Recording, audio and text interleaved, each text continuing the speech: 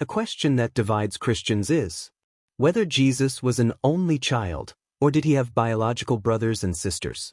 Many claim that Mary had other children based on verses like, "Is this not the carpenter, the son of Mary, and the brother of James and Joseph and Judas and Simon?" But is that what Scripture actually teaches? The Catholic Church, along with early Christian tradition, has always taught that Mary remained a virgin throughout her life. So why does the Bible mention the brethren of the Lord? To answer this, we must examine how family relationships were understood in biblical times and compare Scripture with Scripture. The meaning of brother in the Bible. Today, we use the word brother to refer to a male sibling born of the same parents. But in biblical times, the word had a broader meaning. In Genesis, Lot is called Abraham's brother. But Genesis also tells us that Lot was actually Abraham's nephew. Hebrew and Aramaic, the languages spoken by Jesus and the apostles, had no specific word for cousin. Instead, they used the words brother and brethren to describe many different types of relatives. This linguistic tradition carried over into the Greek New Testament. The writers, though using Greek, were from a Jewish background and continued to use family terms as they had always understood them. So when we see the term brothers of Jesus, it does not necessarily mean they were his biological siblings. Who were the brothers of Jesus? The Gospel of Mark names 4 men as the brothers of Jesus: James, Joseph, Judas, and Simon. But are they actually Mary's children? At the crucifixion, the Gospels tell us about the women at the foot of the cross. Matthew and Mark mention Mary, the mother of James and Joseph, who is also called the wife of Cleophas in John's Gospel. If James and Joseph are sons of another Mary, they cannot be the biological brothers of Jesus. Furthermore, if Jesus had younger brothers, why did he entrust his mother to the care of John rather than to his supposed siblings? No one has ever suggested that the Blessed Virgin remarried. The logical conclusion is that these brothers were either cousins or close relatives. Does until in Matthew 1 verse 25 mean Mary had other children? Some argue that Matthew chapter 1 verse 25 proves Mary had other children. Joseph knew her not until she brought forth her firstborn son. Does until imply that Joseph and Mary had relations afterward? Not necessarily. In 2 Samuel, we read that Michal, the daughter of Saul, had no children until the day of her death. Does this mean she had children after she died? Of course not. The biblical use of until does not imply that something must have changed afterward.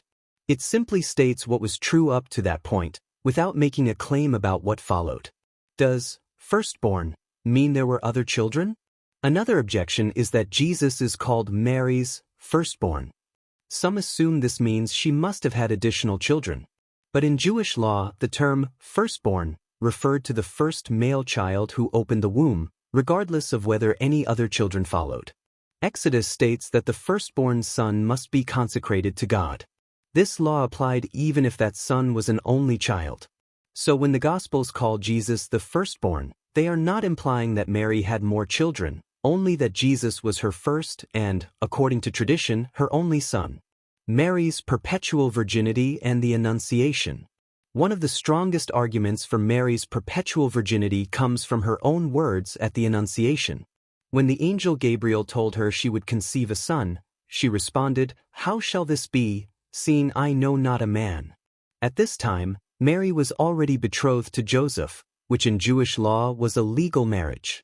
If she expected to have normal marital relations, her question would not make sense. Only if she had taken a vow of perpetual virginity does her response make sense. Some argue that such a vow would make for an unnatural marriage. But the entire life of Mary and Jesus was supernatural. Was it natural for a virgin to conceive? Was it natural for angels to announce a child's birth? Was it natural for a mother to raise the Son of God? Mary's life was set apart for God's purposes in a unique way. Conclusion: was Jesus an only child? If we look at Scripture carefully, we see that the word brother was used broadly in biblical times, not just for siblings.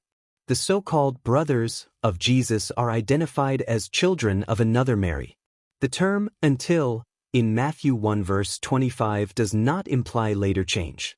The title firstborn does not require younger siblings. Mary's response to the angel suggests a lifelong vow of virginity. In the biological sense, Jesus was an only child. But in the spiritual sense, Scripture tells us that we are children of God and co-heirs with Christ. Have we not all one Father? Has not one God created us? Through faith, Jesus has millions of brethren. What do you think about the biblical evidence for Mary's perpetual virginity? Share your thoughts in the comments below. Do not forget to like and share this video to help spread biblical truth. Subscribe for more scriptural insights.